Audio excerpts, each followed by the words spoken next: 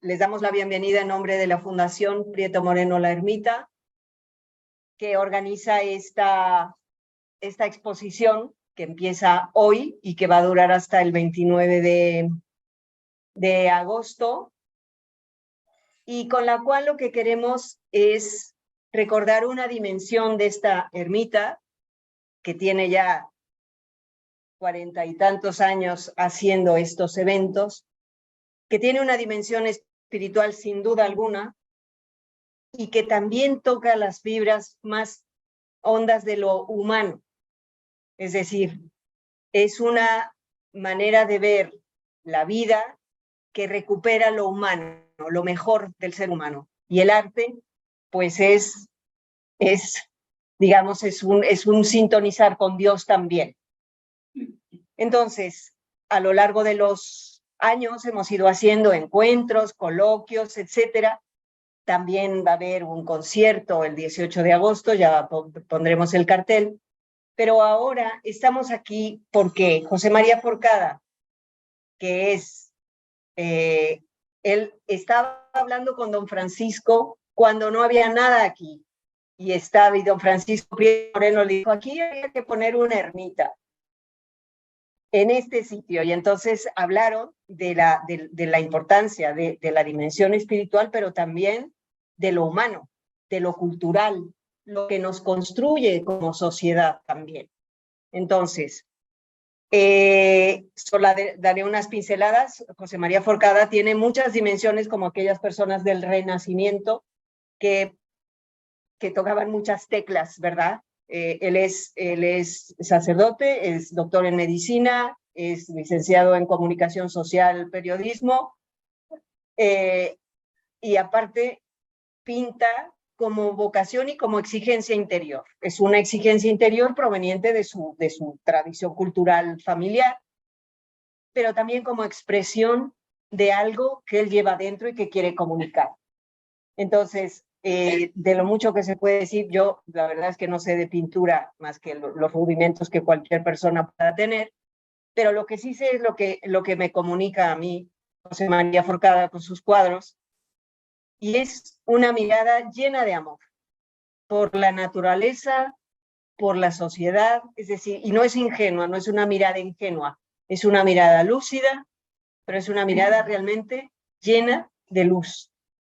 Entonces, él nos va a hablar ahora de todo lo que él ha ido pintando. Apunto solamente que ha hecho más de 70 exposiciones en diferentes partes del mundo, América Latina, Taiwán, Suiza, Roma, en fin, en muchos sitios ha estado y expuesto.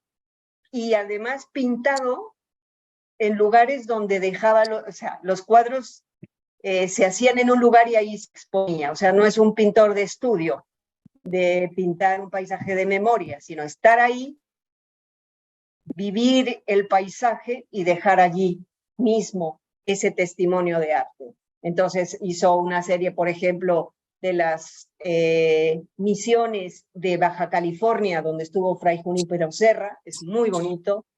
Otra serie en Venecia, otra serie por aquí por las montañas, hay una de Treveles, en fin. Pues que gocemos de este aprendizaje, de esta manera de entender la vida con arte, y de verdad, de nuevo, muchas gracias por venir. Gracias, Leticia. Feliz de estar hoy aquí con ustedes y con nuestros amigos que están lejos, pero pueden imaginar que es un gozo. Hoy siento este gozo de vivir un rato, de unas experiencias. El tema que han escogido, que hemos escogido, fue por culpa de Leticia. Leticia me dijo, este año podríamos hacer una exposición aquí. Bueno, estupendo. No, que tú hagas la exposición. Ah, espérate. En fin, pero como sabe embarcar con gente, pues fue fácil el hecho. Y le agradezco mucho que además me da la oportunidad para hablar de un tema que es un poco complejo, pero para mí es fácil, es el tema de la belleza y la emoción. A veces nos dedicamos a hacer unos tratados complicadísimos de la belleza. Y la belleza es algo tan cambiante en épocas que dan por bueno un tipo de pintura y al año siguiente, estas son las galerías, otras épocas que son de un esfuerzo personal extraordinario y pocos recursos y que dicen mucho y casi pasan desapercibidos. Y luego se recuperan el día que empiezan a encontrar pinturas rupestres y entonces ahí se da un entusiasmo grande. O el arte románico ha pasado años sin enterarse de nada y llega un momento que dicen, esto es pintura, esto es arte, esto es espiritualidad. Es tan cambiante el concepto que tenemos de belleza, pero hay algo que es permanente, que es la emoción que uno siente al contemplar la belleza. Belleza hay en todas partes, así como también hay fealdad y odio y rabia y lo que sea. Pero hay belleza que a veces queda escondida. Y no solamente la belleza que nos da la naturaleza, los paisajes, los ocasos, el sol, el amanecer. Hay tantos momentos de belleza que son difíciles de plasmar. Y los pintores y los artistas hemos intentado siempre buscar aquello que emociona en el arte, aquello que sirve para que nosotros podamos incluso ser mejores.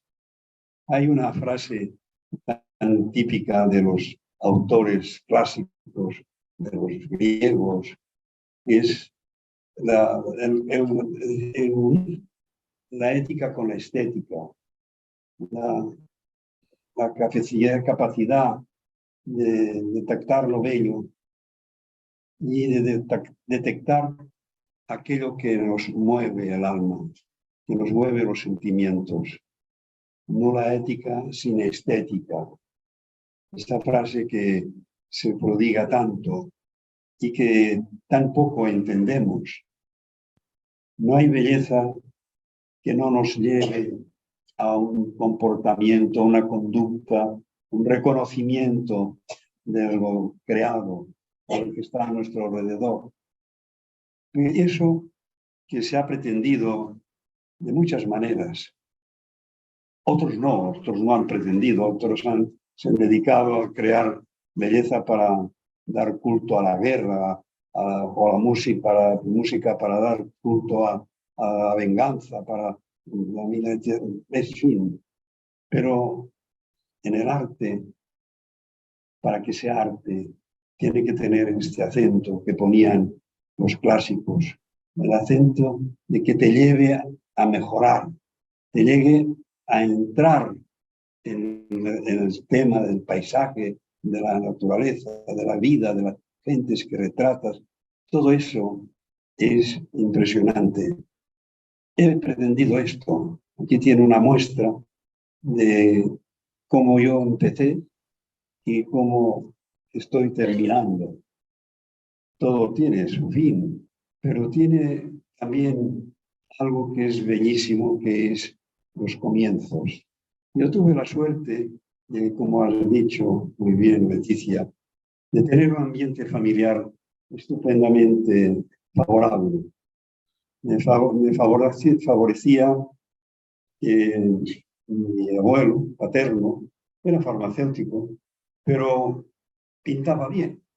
Era de la clásica escuela de Olot, muy típica de Cataluña, una escuela en la cual pues, se apreciaba el paisaje. Unos grandes paisajistas, muy perfeccionistas, por supuesto. Ahí estaba la hojita hasta el más mínimo detalle, pero con gracia. Una gracia fotográfica, por supuesto, pero sabiendo encontrar los rincones que te llamaban la atención y que que cumplían con un propósito de agradar.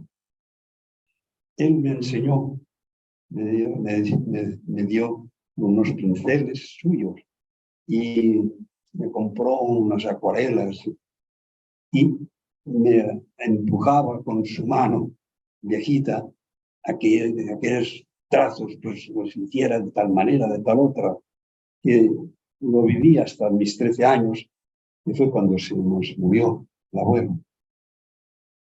Entonces, mi paso fue distinto. Tuve una época de crisis, como se llama, hasta que encontré un grupo de amigos, pintores, que eran descendientes de los pintores clásicos catalanes, impresionistas, de Mir, de Sensio, de Rusiñol, un grupo que fue muy significativo, que presentó a la ciudadanía este estilo de impresionismo francés a Cataluña. Fue una verdadera escuela.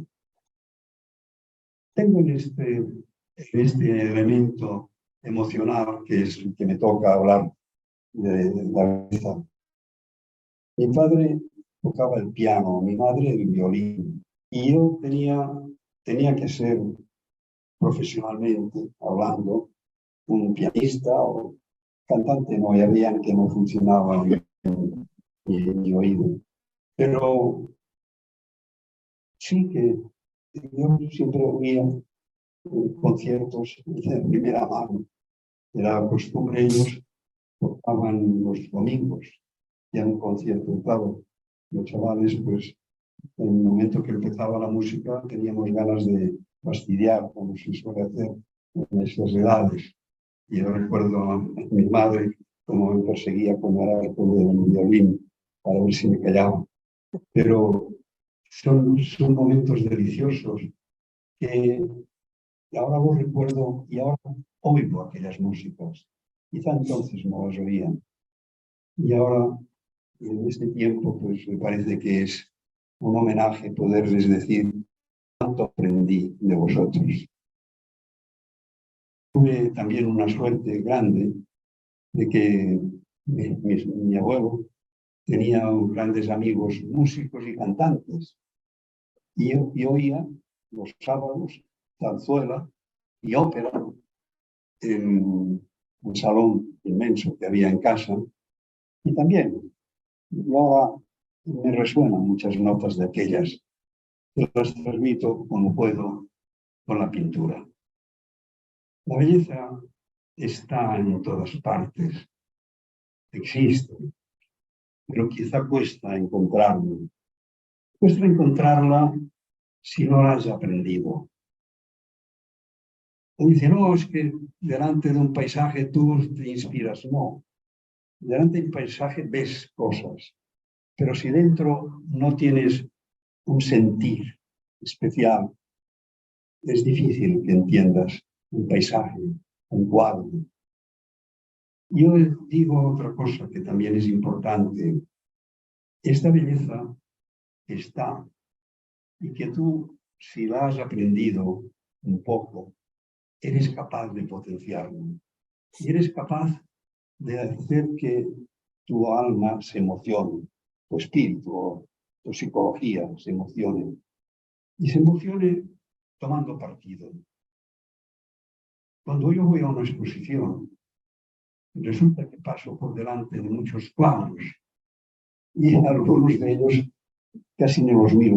Digo, aquí no me dice nada, no siento el alma del pintor, no siento el alma del escultor, no siento.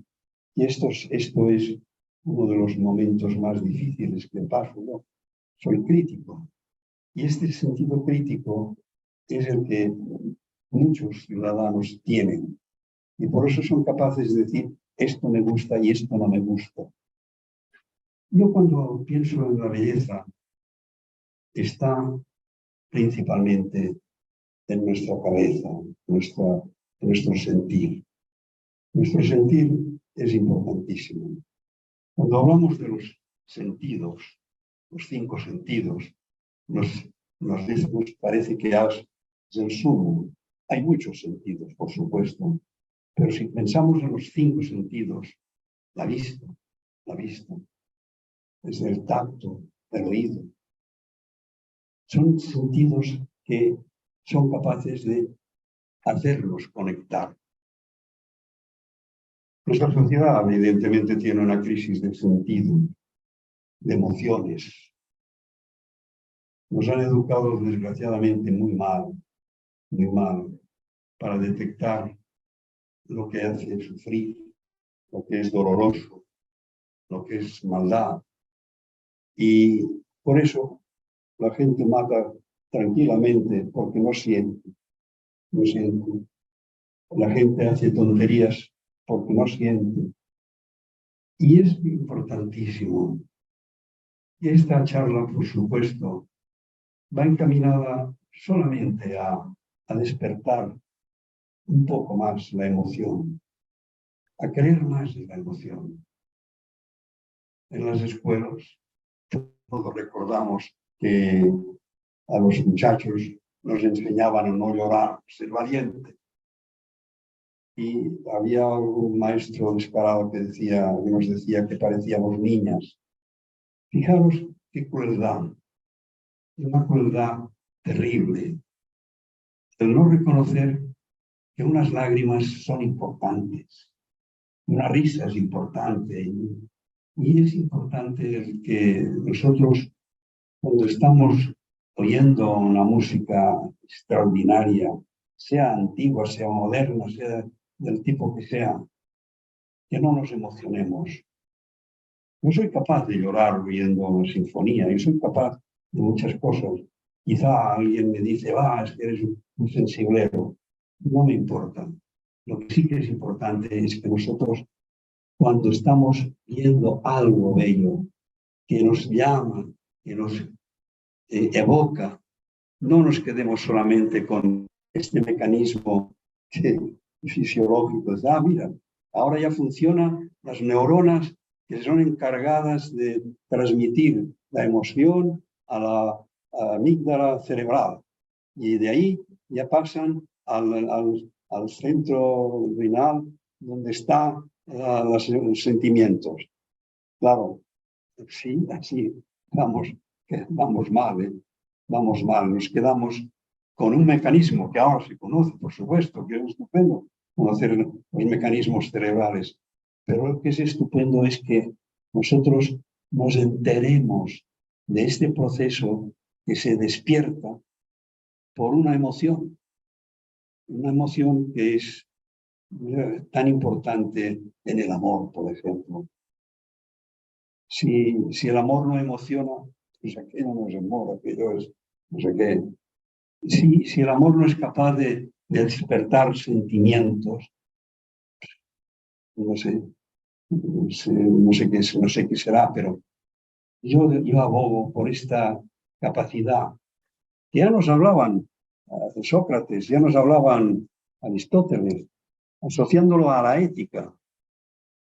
Es decir, el hecho de que nosotros tengamos esa capacidad de utilizar los sentidos para el bien.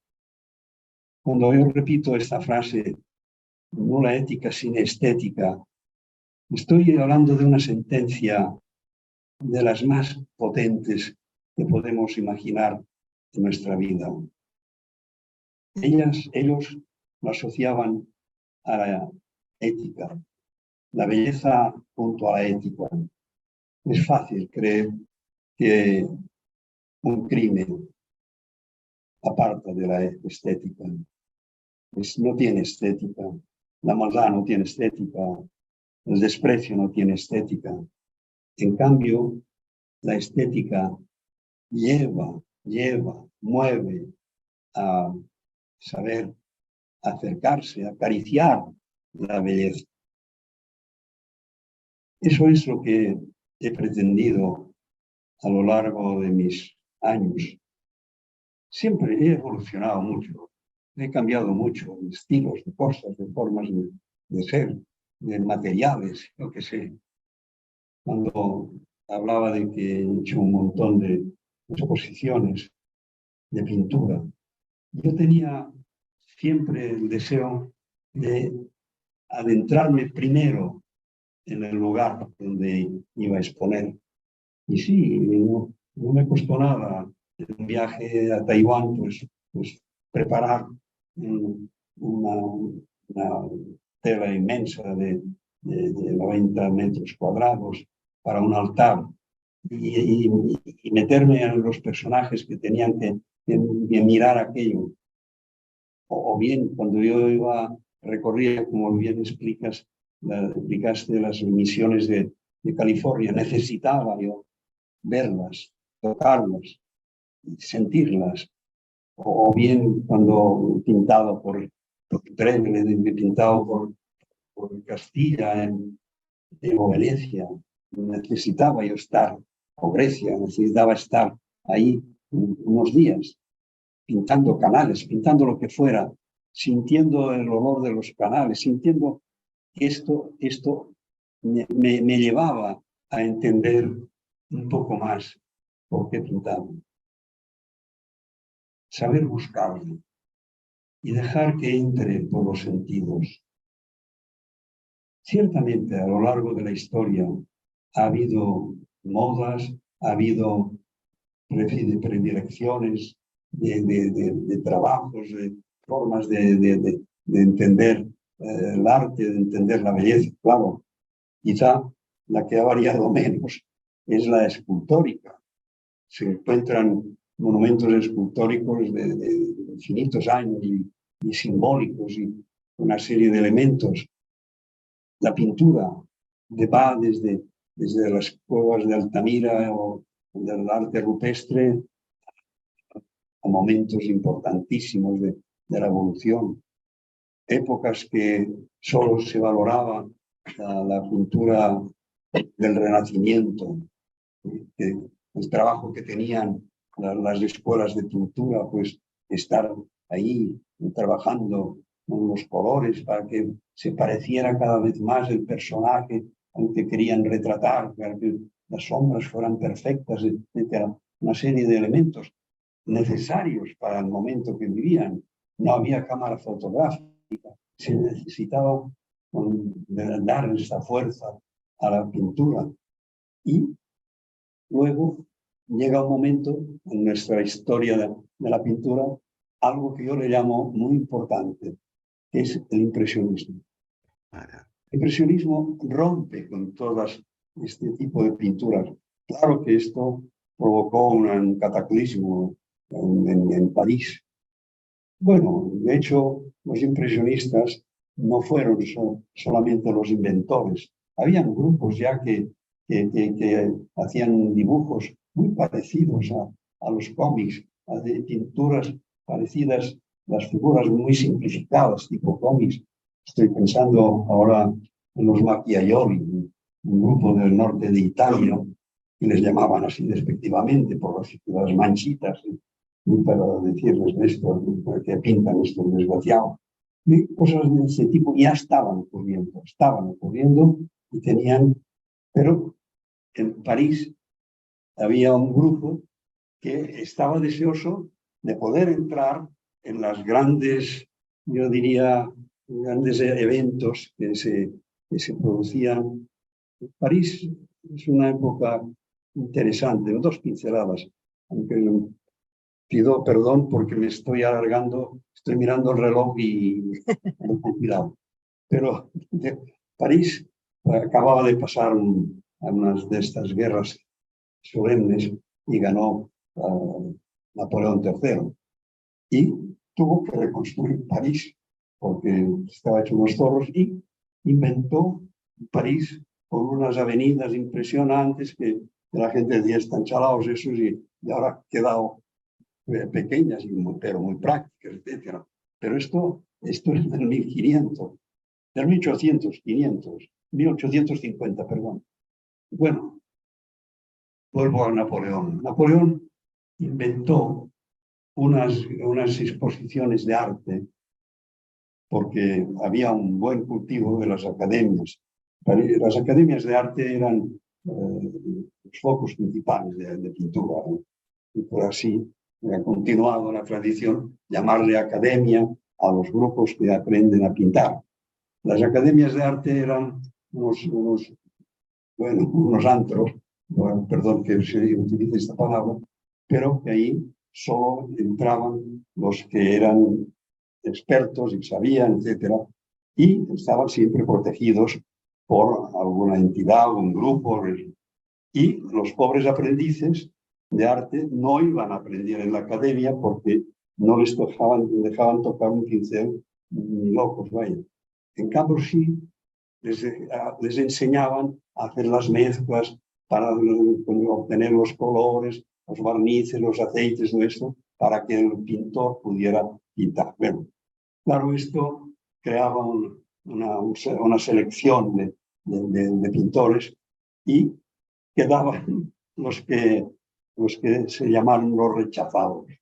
¿Por qué rechazados? Porque Napoleón III tuvo la ocurrencia de decir, vamos a hacer unas exposiciones anuales de los mejores pintores del mundo. Y los impresionistas se presentaban y los rechazaban. Y claro, un año tras otro, llegó un momento que Napoleón dijo, esto no puede ser, tenemos que abrir las puertas. Y entonces no le dejaron abrir las puertas a los rechazados. Y hubo un experto, un fotógrafo que les prestó un local inmenso, y entonces los rechazados les pusieron su pintura. Y a ellos se les llamó los impresionistas. ¿Por qué impresionistas? Porque pintaban a través de la emoción. La impresión, hemos dicho que es una emoción, y esta emoción, pues, es fundamental. Es fundamental en todo arte. Si vosotros vais a un concierto y no sentís unas cosquillas especiales, será difícil que os guste, será difícil que os sintáis bien.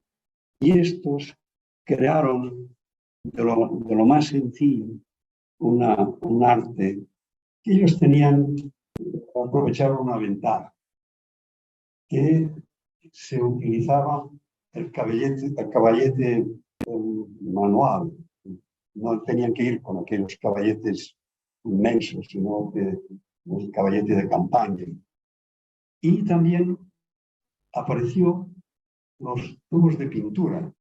Ya no se tenía que estar ahí dándole al mortero para que salieran los colores. Venían de Londres, de Inglaterra, de París, que nos hacían ya de plomo. Y ahí metían la pintura, y claro, esto cabía en una caja de pinturas pequeñísima. Y empezaron a dar fuerza a estos grupos muy populares que se establecieron en barrios de París, que todavía siguen ahí, estos grupos de Montmartre. Digo esto porque esto fue un cambio terrible al pensar la pintura.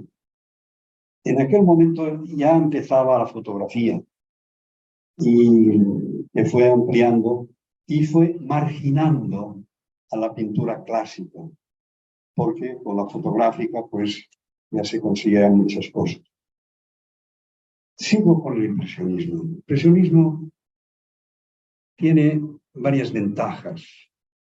La primera ventaja es que no se necesita mucha academia. Se quejaban los sabios porque eran gente que no respetaba las reglas pictóricas, las reglas, la fuga, el punto de fuga era importante y no respetaban los primeros planos. Es que esto parece que todos tienen el primer plano. Da lo mismo. Lo importante es que tu vista sea capaz de imaginar que hay unos distintos planos y arréglate como puedas. No, pero es que se tiene que usar los colores más pálidos al final, los más fuertes. Eran verdaderamente rupturistas. Y esta ruptura les asoció mucho Y entonces fue cuando ya surgieron personajes estos conocidísimos impresionistas que tuvieron también el acierto de decir, vamos a pintar al campo. Y por eso es tan renombrada la pintura de los lugares felices que llamaban, la pintura de la felicidad. Y escenas campestres, escenas de ríos, de montañas, eso, porque ocurrió que se descubrió el tren y una de las primeras líneas de tren pues eran las que salían de París siguiendo al río hasta llegar abajo y claro, entonces subían al tren y entonces detenían donde les parecía y había una serie de paisajes repetidos por los distintos autores al lado del... Bien, son anécdotas, desde luego, pero son anécdotas que nos ayudan a entender por qué ellos, además de saber captar el paisaje, captar las escenas, daban vida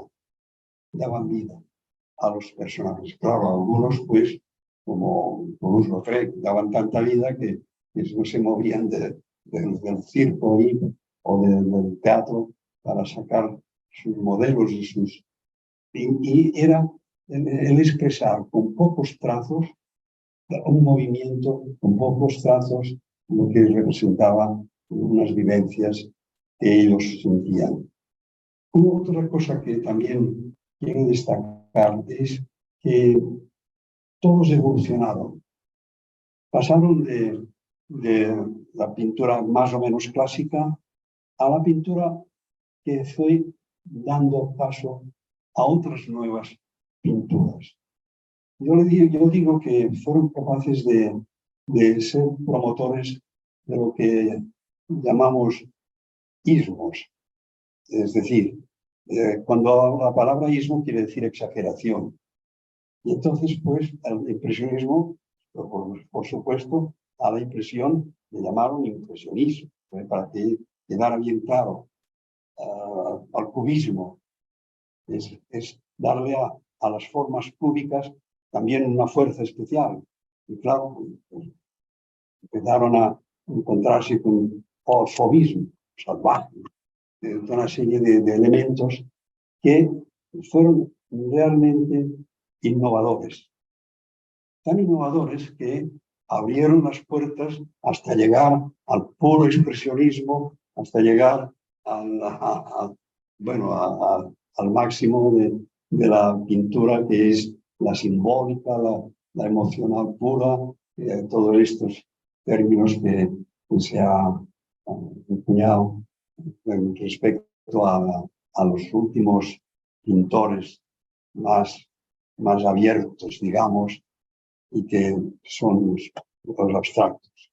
Bien, todos tenemos que respetar estas distintas líneas, distintas fases, distintas etapas. Yo he escogido un grupo de cuadros de los que he pintado a lo largo de tiempo. Un grupo de cuadros que yo he realizado a lo largo de mi vida. No he puesto los de mi primera época porque dan pena y no tiene todavía un cierto pudor. Y bueno, pero los guardo ahí en un rincón y a veces me los miro y digo, qué bueno. Digo que bueno, porque gracias a aquellas tonterías he podido avanzar un poco. Esto se tiene que reconocer siempre en la vida. Las torpezas que uno comete, cuando las supera, le sirven para enderezar el camino. Bien.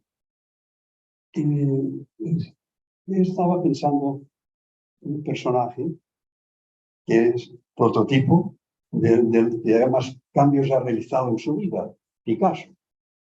Picasso empezó con aquellas pinturas clásicas. Dicen que Ciencia y Caridad es de él. Yo tengo mis dudas porque Picasso, yo vi unos esbozos de la pintura esa y pobre, yo era un maestro de pinturas de llorar. Pero bueno, su padre era profesor de pintura y un gran pintor que pintó aquí en la cátedra en Bellas Artes, y era precisamente pintor de figuras. Y ahí puso la mano este señor. No, perdónate este inciso. Para decir que Picasso pasó épocas, por ejemplo, la época azul, que es un preludio del impresionismo. De la época azul pasó a la rosa. Después ya se lanzó al cubismo, ya fue dejando.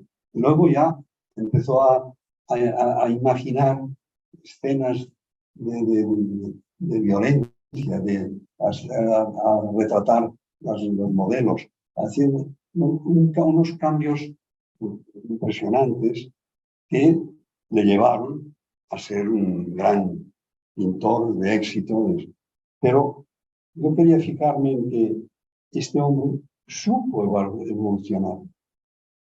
Algunos dirán, hoy, que si se hubiera quedado en la época azul, qué bueno hubiera sido. No, también supo sacar partido en todas las épocas. Una época que es para mí una de las más difíciles de entender, solo el blanco y negro, y venga esto y venga.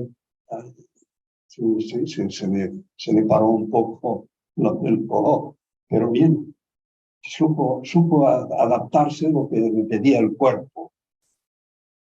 Yo no quiero tener ningún parecido a Picasso, por supuesto, porque creo que cada uno tiene que ser como es. Y a mí me ocurrió bastante esto. Empecé, como os decía, clásico, y en un momento pues empecé a pintar este tipo de paisaje. ¿Lo tienes? Sí, empiezo con las fotos. Sí, para que lo puedan seguir. Voy a compartir pantalla. Para compartir pantalla, luego ustedes tendrán ocasión de poderse acercar aquí y verlas. Este cuadro, pues, yo lo realicé con un cierto espíritu, conservando, pues, los árboles que me enseñó mi abuelo, y empecé a meterle en la casa unos corrales que había al final de este bosque, y me salió esto. Yo tuve la tentación de seguir por ahí, pero un día se me ocurrió, pues, abstraer, y salió este otro cuadro que tenemos aquí, que son de un simplismo terrible, que me sobraba todo. Y bueno, pues me pasé a esto. Más tarde, pues, volví otra vez a fijarme en las manchas de color que había, y me importarme muy poco el dibujo, y era más la impresión que me daba el amarillo ese, que estaba medio verdoso, los árboles estaban ya entrando en un otoño raro. Luego me dio otra vez por este simplificar el dibujo. No me parecía más interesante, más fuerte, el dar fuerza a la impresión. Aquí puedes pensar que yo estaba mal de la cabeza, lo que queráis, pero es que no se ven claros los árboles, no se ve claro. Pues sí, ya está, ya. Te imaginas lo que quieran. Son momentos. Luego me pasé a decir, bueno, pongamos un cierto orden, ¿no? Y aquí empieza una época, yo que le llamo de cambio, y en esta es la que estoy. Y en esta época de cambio, pues me pareció pues, no tener miedo a utilizar variedad de colores, pero siempre conservando una cierta armonía. Es la época que le llamo de la armonía. Y este cuadro, pues, me parece que es muy significativo de este paso. Ahora ya los siguientes ya son una continuidad. Ya es, aquí, pues, yo ya no reparo en tantas filigranas y simplifico mucho. Y dicen, hombre, pero es que el tronco de este árbol pudiese, ahora mismo, imaginad lo que queráis. Y luego, este cuadro fue un paréntesis que hice aquí, es un paisaje. Lo que presentaba hasta ahora eran arboledas, lo que llamo arboledas, porque aparte de esto, he hecho muchas otras cosas, por supuesto, pero esto era donde yo me sentía bien. Y fijaros que este cuadro escapa un poco incluso al impresionismo y escapa un poco a esta cosa más tradicional en la cual pues yo me movía. Quiero explicarlo un poco este cuadro. La gente me dice, hombre, ¿por qué pintas de rojo aquella montaña? ¿Por qué pintas estas manchas que tú dices que son árboles y no son árboles? Porque sí, a mí lo que me interesa es que a ti te guste, aquí te llame a algo, te haga entretenerte en esta pintura, en este momento de belleza, y que no te lo diga. Para mí son momentos que este cuadro lo pinté con este grupo de pintores, estos amigos. Ya me parece que solo quedo yo. Los demás ya están en otro. Fueron unos días que pasé aquí. Incluso vinimos con una roulotte. O sea, 4 tipos aquí con la roulotte y fue épico. Pues, cada cuadro nos ocurría una desgracia o una juerga, todo era.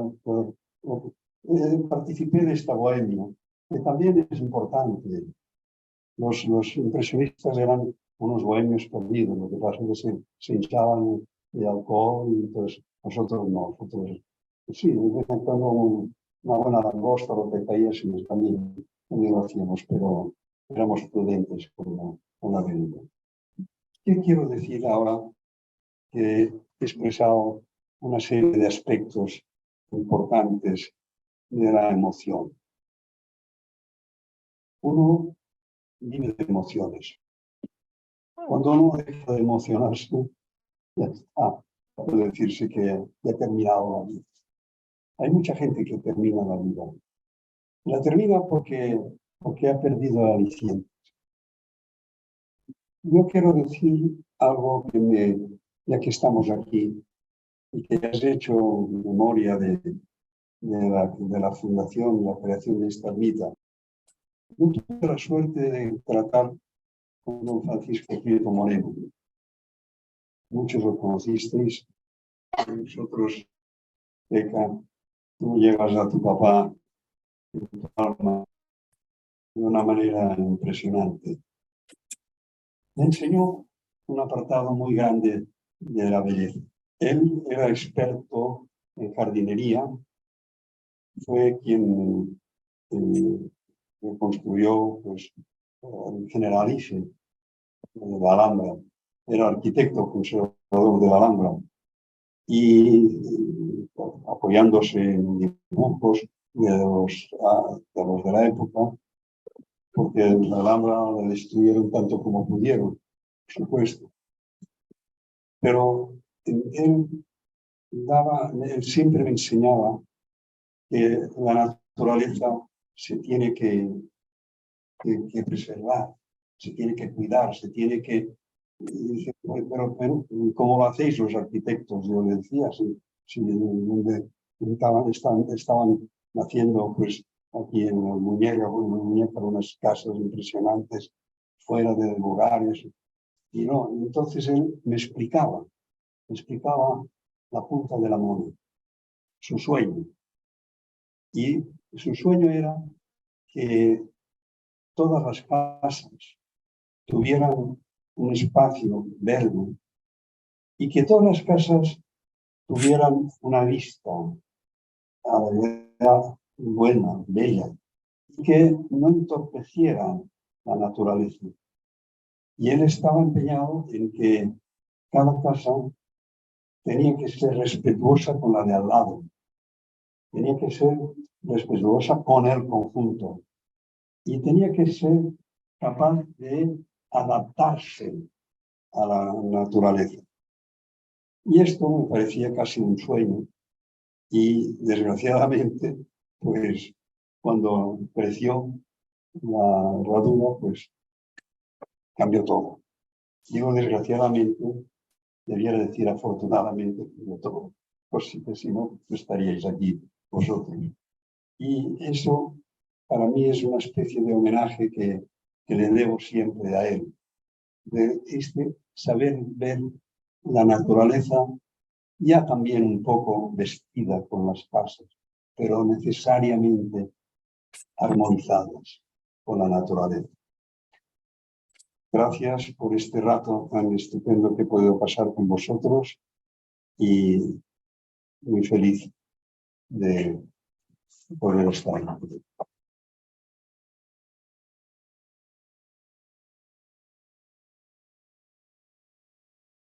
Muchas gracias. Muchas gracias, José María, por este panorama que nos has pintado. Ahora que nos movamos, podéis ver los cuadros en esa progresividad. Sí, los cuadros, todos menos uno, están con la posibilidad de venderse. O sea que, pensároslo, van a estar un mes aquí expuestos, con lo cual tenéis tiempo para pensarlo.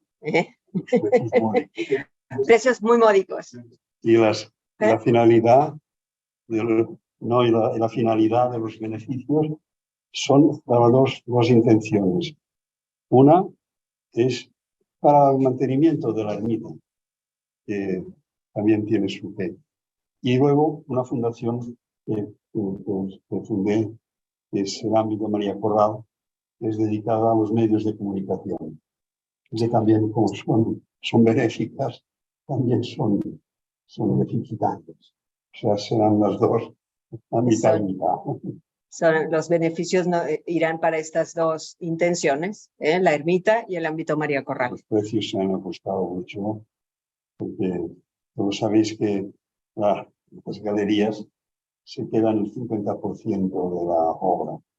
Es tremendo. Casi nada, ¿eh? Pues los que estáis, que os habéis conectado también por Zoom, muchísimas gracias por participar, asistir. Y pues nada, así habéis podido de algún modo ver, los habéis visto por ahora los cuadros mejor que los que están aquí, porque ahora tendremos que dejar espacio para que los miren. Pues muchas gracias. Aquí finalizamos entonces. Gracias. A vosotros. Qué bien, gracias María. Gracias. Un abrazo a todos. Hasta luego.